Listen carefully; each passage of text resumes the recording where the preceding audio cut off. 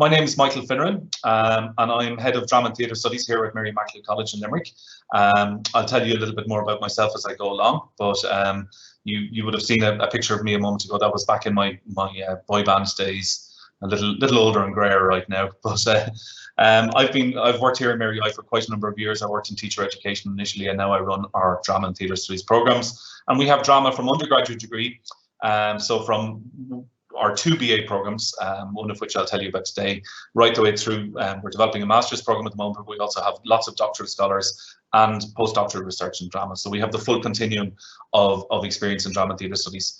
So you're here because I hope that you have an interest, or perhaps maybe just a curiosity. Maybe it's a little itch that you need to scratch around drama, what exactly drama might look like at university. And I'm here to spend 45 minutes sharing with you a little bit of insight into that. I'll switch over and back between myself. You'll bore with me pretty quickly, and slides. But I suppose the important thing to say to you is that there is a Q&A session later today. I'll be online again answering some questions. I'll be online talking about the BA later on as well, the Joint Honours BA, where you can also do drama. But I'm also contactable by email via all the, you can just go to the college website and find me there. Or if I just put this slide back up, you'll see my contact details there at the bottom. Michael.finneran@mitc.ul.ie.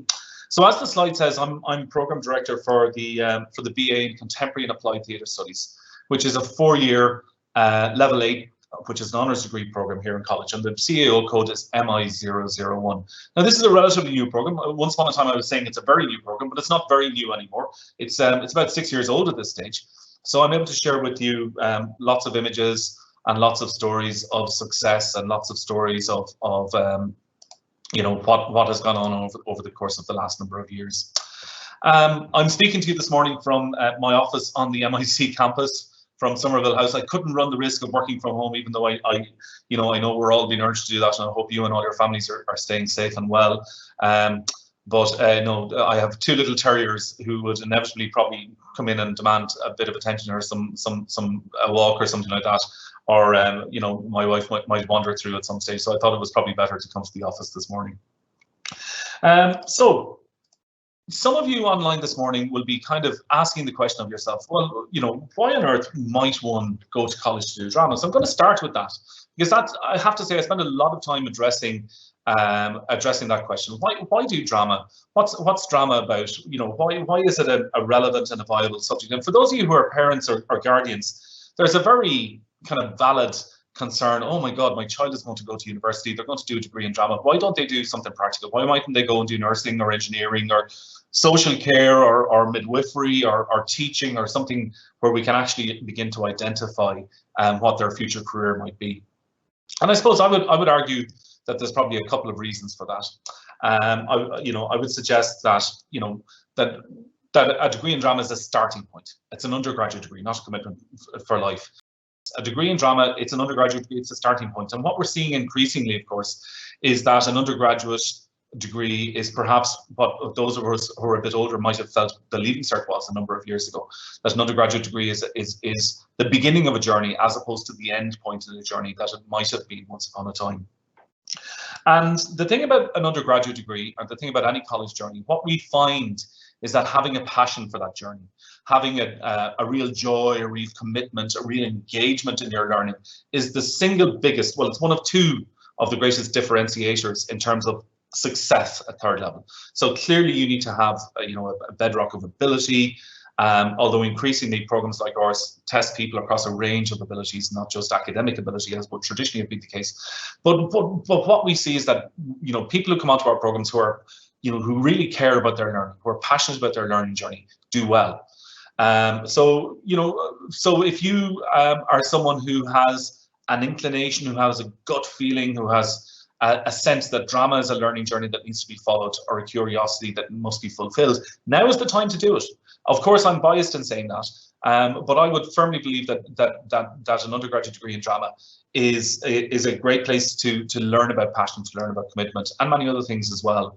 Because I think that a degree in drama and theatre studies, again, we automatically tend to assume that everyone who comes into drama and theatre studies is going to perhaps want to be an actor and struggle for work over the course of their lives. That is not the case. Some, of course, will want to be performers, but many won't. And for many of our graduates, it's the beginning of an exploration into worlds of literature, business, culture, academia, and many, many more things. We have many drama graduates working in drama, but many who are not as well. And just to continue on this theme, all the pictures you see in my presentation, by the way, are all students in performances here on campus. I'll tell you a little bit more about the wonderful facilities that we have in a little while. But just to put this in front of you, before I move into the minutiae of what we're talking about today, a degree in drama and theatre studies, such as the two that we offer here, because of course I'm here to talk to you primarily about MI001, but we also have MI002, which is the joint honours programme, where you can take drama with psychology or with French or with philosophy or with German or English. But you know, increasingly in the world, we're talking about graduates who have a sophisticated set of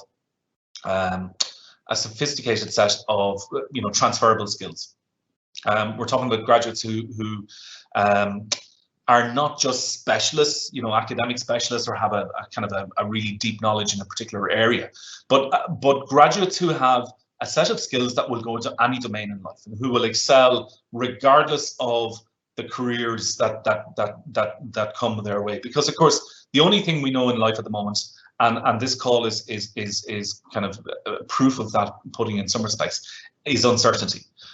We no longer know the jobs definitively that our young people and that our university students will go into in the future. Once upon a time, again, when I was a boy, I suppose we could guess to some degree what careers were beginning to emerge. But even then, like whoever thought, when, you know, certainly when I was in my teens or 20s, you know, social media influencer was not high up there, or you know, managing branding campaigns.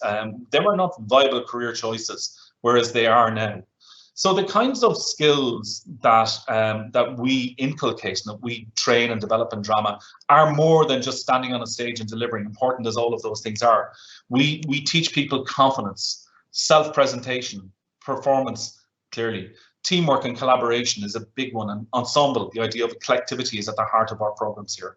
Time management, organizational skills, self-awareness, self-discipline, open mind, and the ability to move beyond boundaries, experiment with different ideas, you know, creativity, improvisational entrepreneurship, they're all skills that are talked highly about in society.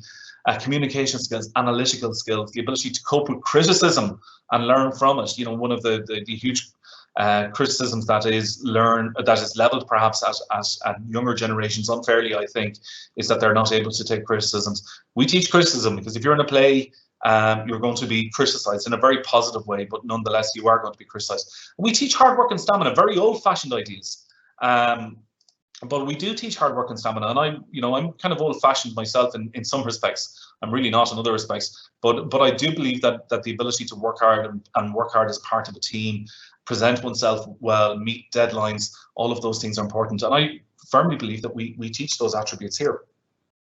So, you know, a degree in drama, again, for those of you on the call who are parents or guardians or teachers, kind of concerned, oh my God, you know, this child is going to spend 4 years of their life, you know, wandering in an abyss only to face adulthood at the end of it. Please, you know, hold back. That is not the case. It is also not the case for those of you who are on this, you know, thinking of Paul Mescal and normal people and so on and so forth. It's also not the case that a program such as this is going to land you straight away into the West End or Broadway or whatever it might be. Acting is one aspect, certainly, of what we teach. There are many, many other aspects.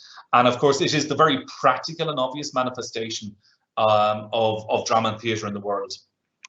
But as you'll see when I introduce you to the list of modules in a little while, we cover so many other aspects of what drama and theatre studies actually is. And there's so many other employment opportunities. So here on the campus, in the academic departments and in our theatres, because of course we run 2 professional venues in conjunction with Mary Mackey College. We have the Lime Tree Theatre here, which is right on campus. I'll show you a beautiful picture of it in a little while.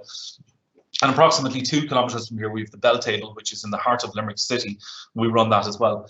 So between all the venue staff, and between the staff in my department and a few others on campus, there's approximately, I think I did a count one day, it's approximately 25 people on this campus who have degrees in drama at some some level, undergraduate level or postgraduate level, or maybe a postgraduate certificate. Not one of them is a performer. They may well perform in other, aspects of their life. They may well be kind of amateur performers, but not professional performers.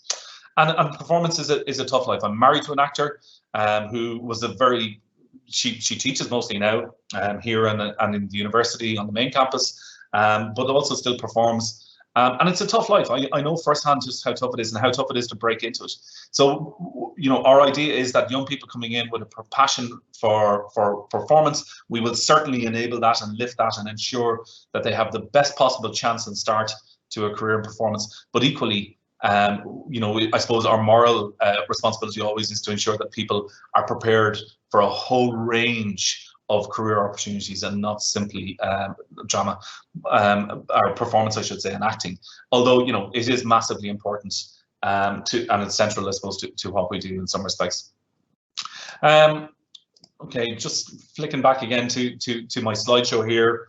It's a performance actually in the Bell Table a number of years ago of our current, our class we've just graduated actually. But let me tell you a little bit in a little more detail about the actual program that we offer here. So this is a single honours program. This is drama all the way, beginning, middle and end. Before I get into this, I want to tell you that we have obviously 4 cohorts of students on this program, with a class size ranging from, I think our smallest class might be around 8 up to about 15. We would take a maximum maybe of 25, but our numbers haven't grown that far yet. So we're very happy with the small class sizes, because along with passion and commitment, the other single greatest indicator for success at 3rd level is small class size.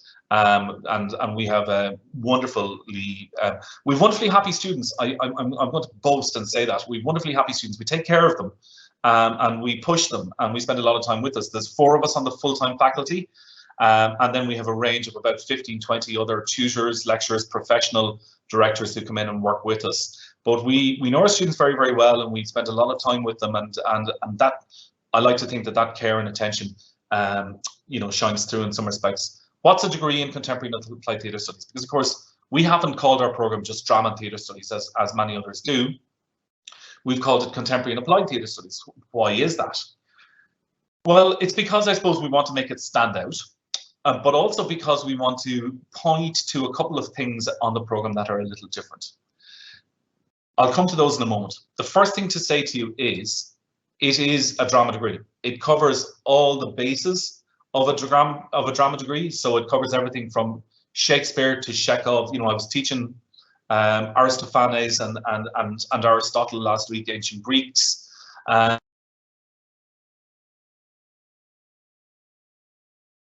20th century immersive forms and participatory forms. So it's a broad undergraduate program covering all aspects of modern drama and theatre.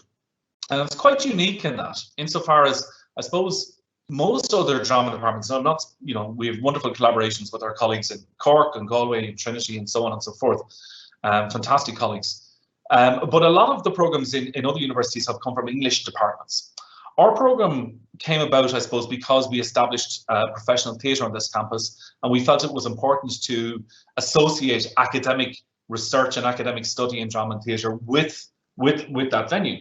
So our program actually comes very much from a place of making and experiencing and viewing drama. So but it covers all the bases. That's important to say, because people worry that they might miss out on something. However, it has a specific focus on new, which is the contemporary part, new ways of theatre production, as well as the ways in which drama theatre. Okay, I'll cover that in a second. So we're interested in contemporary theatre. So we're more interested in perhaps a Martin McDonagh or an Enda Walsh or a Marina Carr than we might be an Ibsen or a Chekhov or a Ben Jonson. We understand. You cannot learn a discipline without understanding those who have gone before us and who have forged the way. But we focus a little more on more contemporary ways of working, because ultimately, should our students go on to pursue a career in drama and theatre, that will be where they're working, in contemporary modes. And the other way in which our program differs, because you're probably wondering what on earth is applied theatre? Surely all theatre is applied. It is, but we also look at ways in which drama and theatre are used beyond the stage. So increasingly, we are seeing what's called a social turn in the arts in Ireland, and internationally. Increasingly, we're seeing a situation where the arts are not just about performance on stage and not just about entertainment in beautiful theatres like the Royal Opera House in Belfast or the Everyman in Cork, or whatever it might be, in ornate places. Increasingly, we're seeing that drama and theatre has a role and a function in communities as part of the health of a community. And again, this pandemic, I suppose, is living proof to that in many respects, because all of you will have tuned in and watched so many things online over the course of these long and torturous we must be nearly at 8 months now. You will have all relied upon workshops and engagements offered by different theatre practitioners, music practitioners, art practitioners to invigorate you and to keep you a little bit sane. And I suppose we're interested in where drama meets community as well. So we're interested in things like drama education. We're interested in community theatre, theatre for young audiences, how theatre is used. I've just finished a project with some Canadian colleagues looking at how theatre can be used to rehabilitate soldiers who are returned veterans. We worked with soldiers who had just returned from, or had returned in the past from serving with coalition forces in Afghanistan. So all of those things are part of our program as well. And again, it's, as I say, it's not just the study of texts, it's the study of drama in a very, very live and a very contemporary and in a very applied way. However, the important thing to say to you is that students have the opportunity to develop their own artistic skills and specialize in particular areas of interest to them. So our focus is not at a,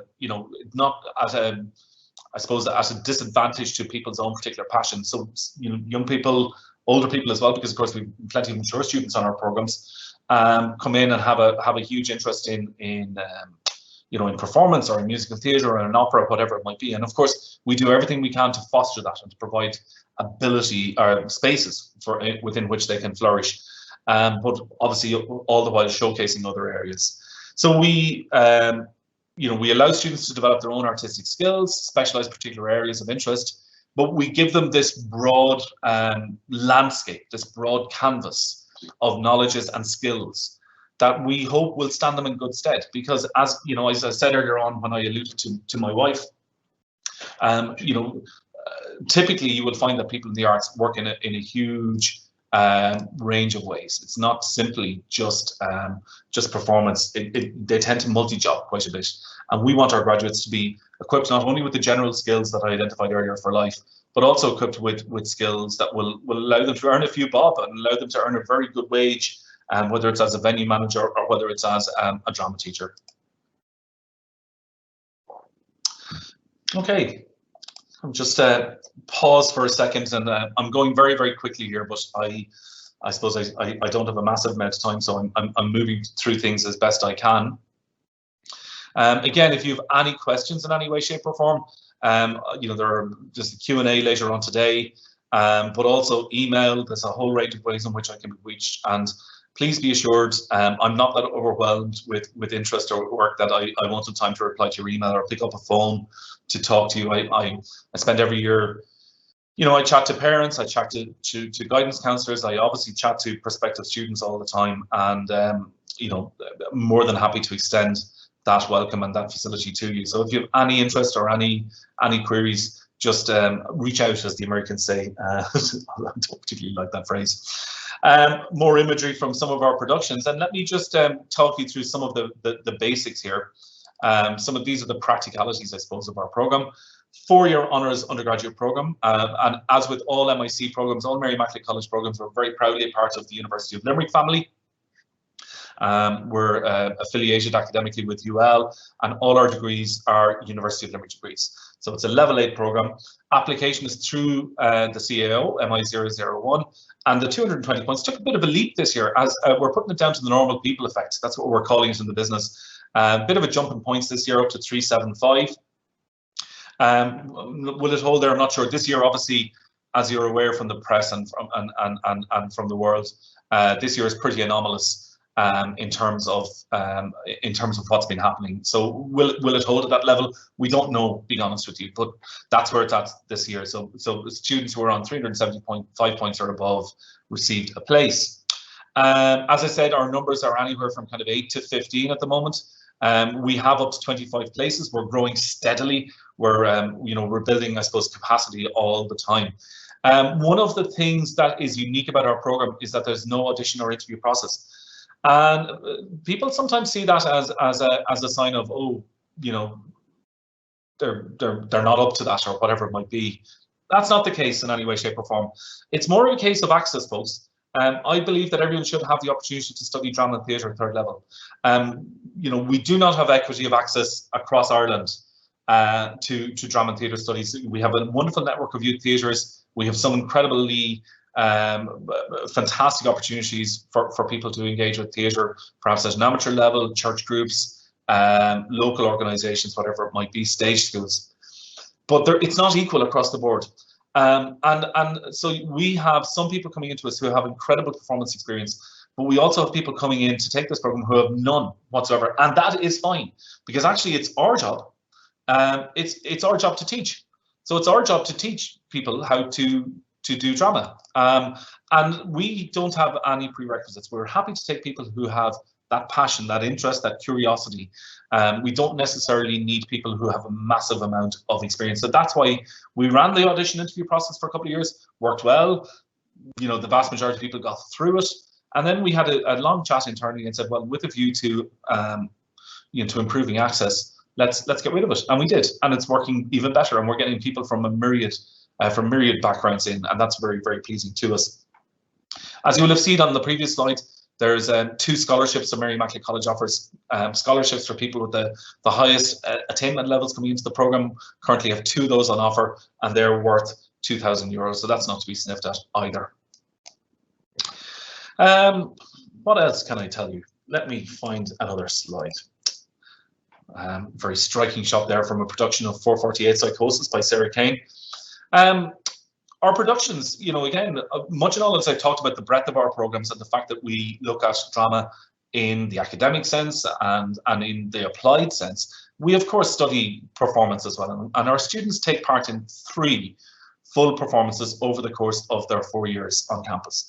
So year 1, there's a full ensemble production. So in the spring, our first years will go into full-time rehearsal with a professional director and will stage a play. This picture you see in front of you at the moment, that's Joe, and that was a production that we staged in the Bell Table about 2 years ago of 448 Psychosis by Sarah Kane. So in first year, there's a fully staged performance. This is the beauty of having our own venues, our venues that we work closely in collaboration with, I should say. So our first year production is usually staged in the Bell Table. Our second year production normally is a site-specific piece, so it's devised, made by the students themselves, scripted by them themselves, obviously with professional advice from us, staged in many places, sometimes around the campus. And then our fourth year production is staged in the Lime Tree. And that, I suppose, serves as a showcase. It's very much the final act, if you'll pardon the pun, of the program here. And that's staged in the Lime Tree Theatre. We don't have one in third year because third year, of course, is off campus, and I'll explain a little bit more about that. All University of Limerick undergraduate programs are 4-year programs, and in all our arts programs, year 3 is spent on professional placement or study abroad. So these 2 things, are 3 productions and our co-op and professional placement stroke study abroad year, are 2 of the really big differentiators between our program and other programs. So with the study abroad, you can study in any of our network of global universities, from the US to Sweden to the UK to Australia, New Zealand, Asia. We've had people study everywhere from Florida to Hong Kong to Chester or Aberystwyth and so on and so forth. So it's a chance to experience life at a different university. And of course, some students, so you can do a full year of study abroad, you can do a full year of professional placement, or you can split the year and do a semester of each. And the placement is where we set you up with an employment, preferably paid if we can manage that, with a professional company that's in your area of interest. So we have set people up with theatre companies and festivals, production houses and venues all over Ireland, and that's a wonderful feature of our programme. So three productions and a placement year are important things to mention to you. What kind of modules then do we teach? And this is an important one because people want to know, obviously, what they're actually studying. And the slide that you're seeing at the moment details the kind of module breakdown, gives you a sense of the breadth, really, of the work that we do. I won't read through them all, but you can obviously get a sense of them yourselves. Some of them I've mentioned already. Ensemble performance is in there by 3. We look at digital theatre, you know. People thought I was a little bit mad when I put that module on the program when I decided a number of years ago. I told you so, I told you so. I didn't ever expect it to become as relevant as this, as quickly as this, but nonetheless it has. Cultural policy and administration, theatre viewing audiences, research skills, undergraduate theatre projects, history of theatre performance, contemporary Irish, stagecraft, introduction to drama theatre performance, storytelling, poetry, applied and social drama education. You get a sense. So typically, for those of you listening, typically in every semester you would study 5 of these units.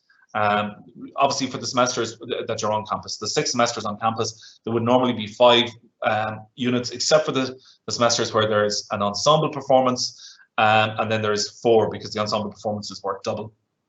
You can find all the details of all the module breakdown in our prospectus and on our website. Just go there if you need a little bit further detail.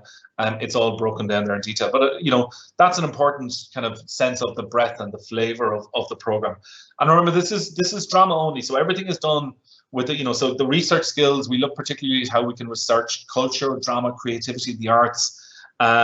You know, so I suppose the difference between this and a joint honours program is that you're receiving probably about 3 times as much tuition in drama. That's often a question that arises. What is the difference? So in the joint honours program, in year 1 you do 2 modules, 1 in the autumn, 1 in the spring, and then in the other years 2 and 4 you do 2 modules. So in total on the joint honours program you get 10 modules with the possibility of dissertation.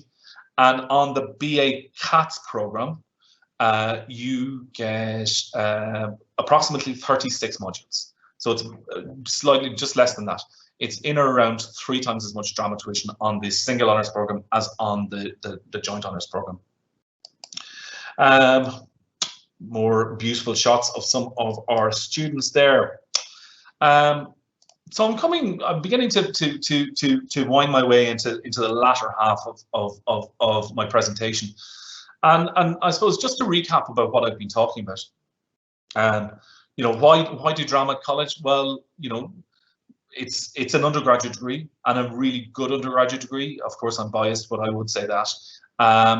And it's not, you know, starting a degree program is not a commitment. It's not like, you know, back in the days when people kind of went to the guards or went to the bank or went to teaching or whatever it might be. It's a very different university environment now, and I suppose starting a degree program is at the beginning of a journey as opposed to the end point in a journey.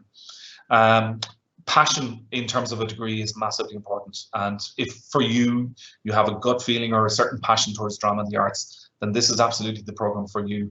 And the third thing is that this is a gateway program into potential future careers. We look more specifically at what they might be in a moment, but into potential future careers in drama, certainly in performance, but also in culture, the arts. But you know, we have graduates who've gone into business. We have a graduate from our first cohort who's currently training in the UK. She's doing a master's in occupational therapy, of all things. You know, so people find different routes, different pathways, and just because you have a degree in drama does not inhibit you from going on to different things. This is a question that I get asked quite a bit.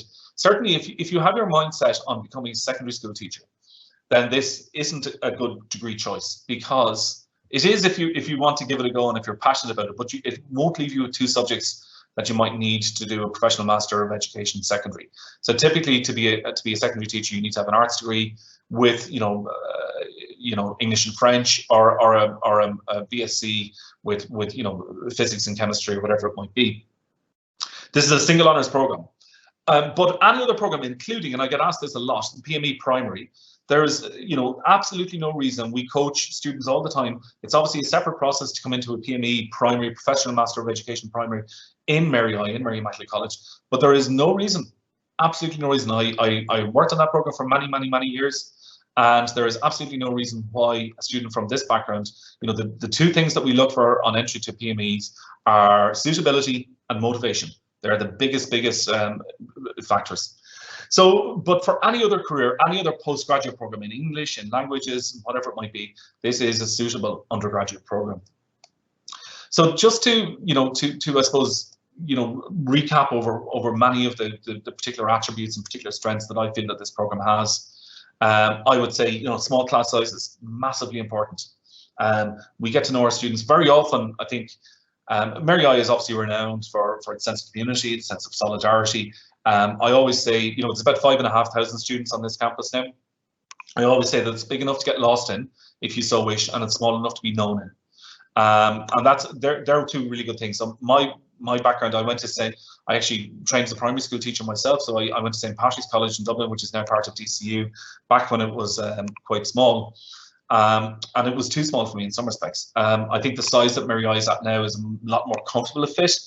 And then I went to the University of Warwick in the UK, where I did my master's and my PhD, and that was huge. I can't remember, 25, 28,000 students, and I was lost there. So I think there's something to be said for a college that's of a kind of intermediary size. And this program, if for students who are really, really interested in what we do, which the vast majority are, I think it's this perfect size. You're getting, wonderful levels of tuition and wonderful levels of attention from our staff. Offered in conjunction with the Lime Tree Theatre and Belltable, that access to the professional world, that insight into the professional world, massively, massively important. No audition for entry, accessible to all. Again, a huge factor in terms of what we do. Balance between classroom and studio space. Now, this is an important one for many of you, because again, a lot of the young people, I have to stop saying young people, because again, we've had graduates of this program from people in their 60s all the way down to people in their early 20s. We have a wonderful range of different routes into the program.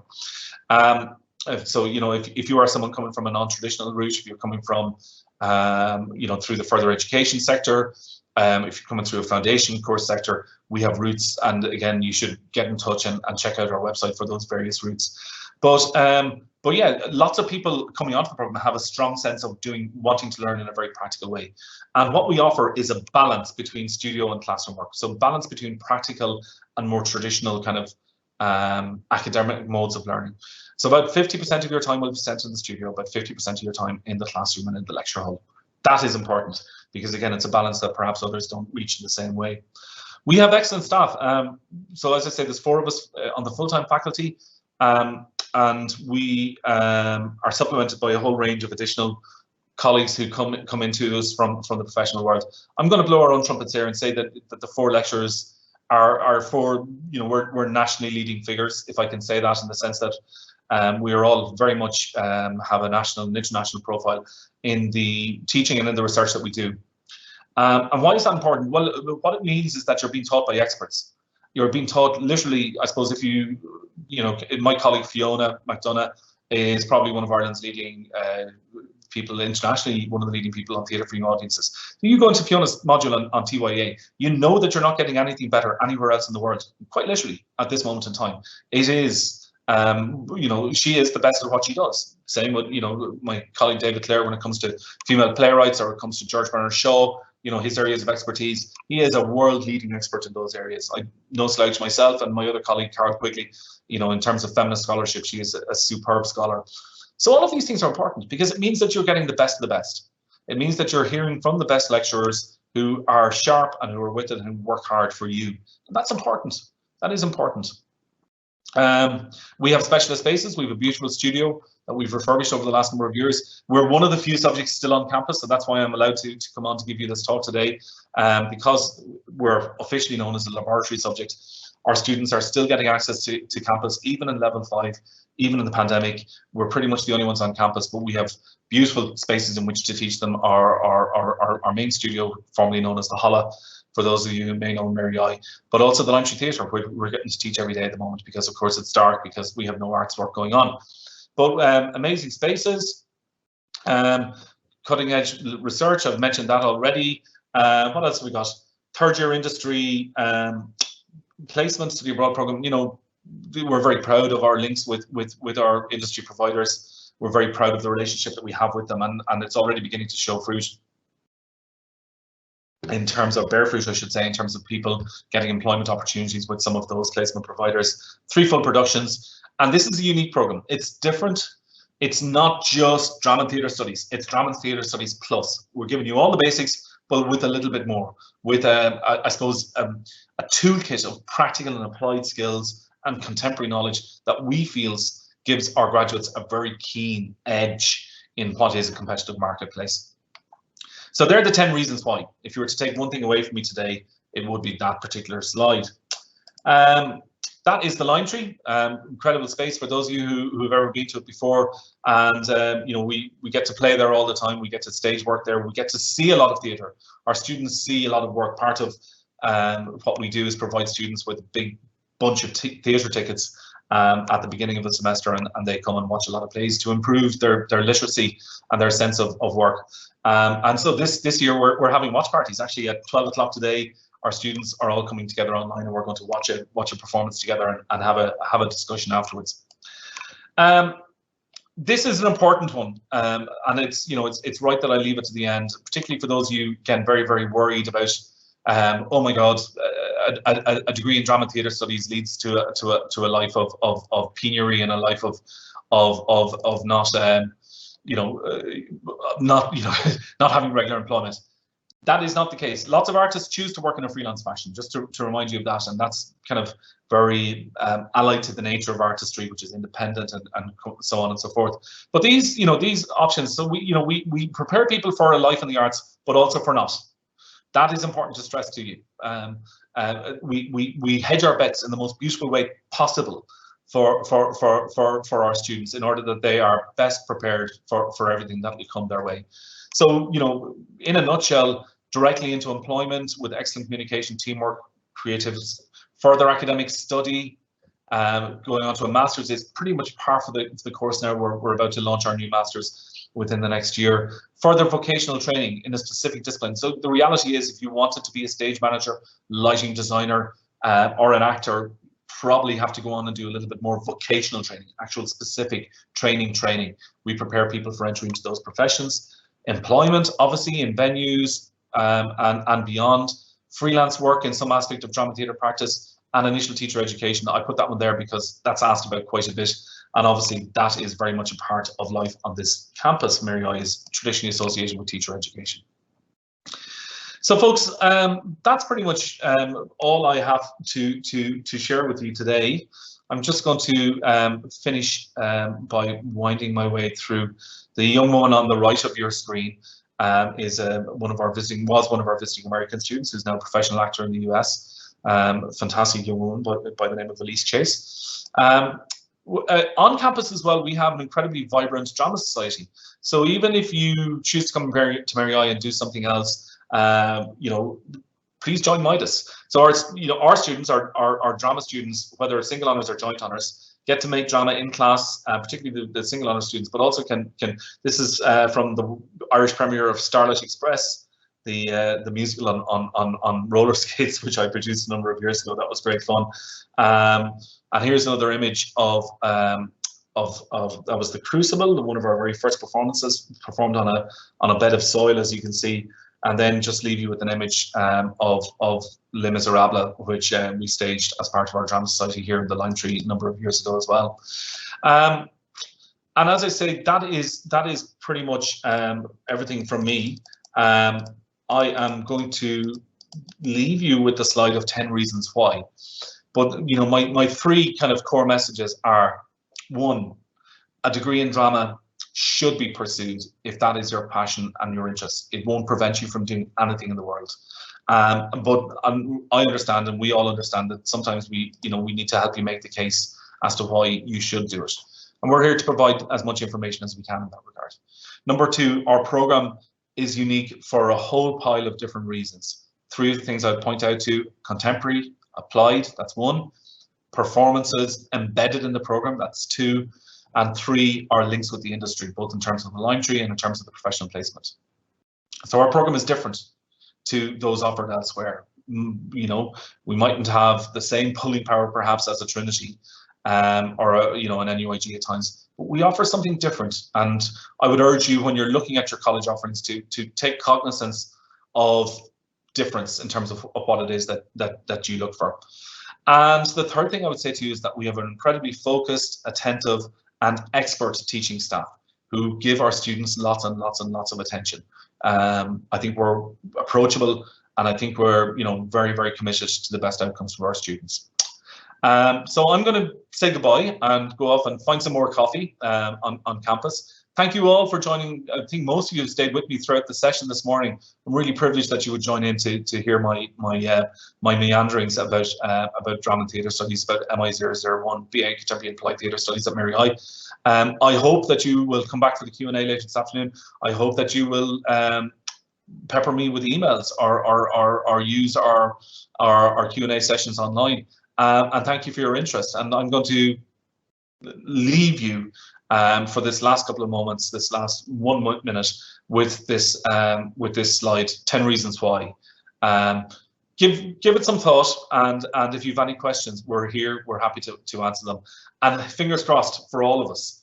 I am literally crossing my fingers at this moment in time that by the time, if you're a Leaving Cert student or you're someone contemplating starting college in 2021, that it'll be a very, very different, that we'll be back to normal. And boy, you know, we cannot wait to be back to some semblance of the normal that we have before.